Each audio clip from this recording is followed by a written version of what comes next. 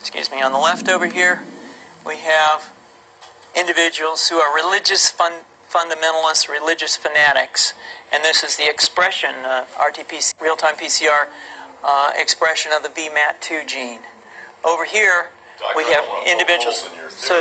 So let me complete. So over here, we have individuals who are not particularly fundamentalist, not particularly religious, and you can see there's a much reduced expression of this particular gene, the VMAT2 gene.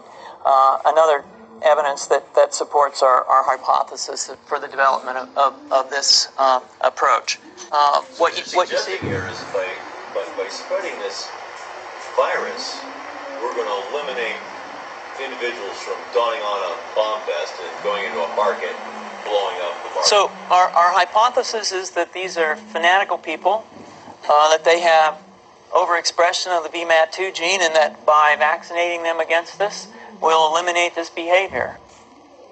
So we have some very, very remarkable data in this next slide. Here we have two brain scans. These are fMRIs. These are two different individuals with different levels of expression of VMAT2. On top is an individual who's a religious fanatic, an individual, and we've repeated this numerous times, that has high levels of VMAT2. Now, this individual down here who had low levels of the VMAT2 gene, this individual would self-describe as not particularly religious. In each case, these individuals were read a religious text. This individual lit up the right middle frontal gyrus, shown here, and that's a part of the brain that's associated with theory of mind. It's a part of the brain that has to do with intents and beliefs and desires. In contrast, in marked contrast, here's an individual who would not particularly self-describe as religious, and when they're read a religious text, what you see is that this part of the brain called the anterior insula lights up. This is a part of the brain that's associated with disgust or displeasure on hearing something. So you're suggesting I take a CT scan with me when I'm evaluating people to determine whether I put a bullet in their head?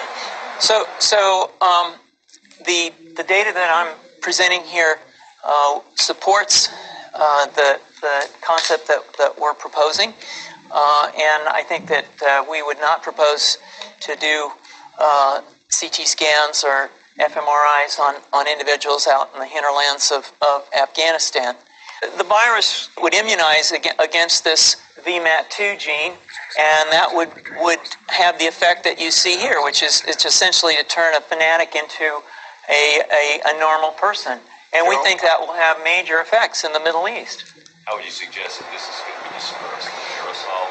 Well, so the present plan and the tests that we've done so far have used respiratory viruses, such as flu or rhinoviruses, and we believe that that's a satisfactory way to get the exposure of the largest part of the population. Most of us, of course, have been exposed to both of those viruses, and we're quite confident that this will be a very successful approach.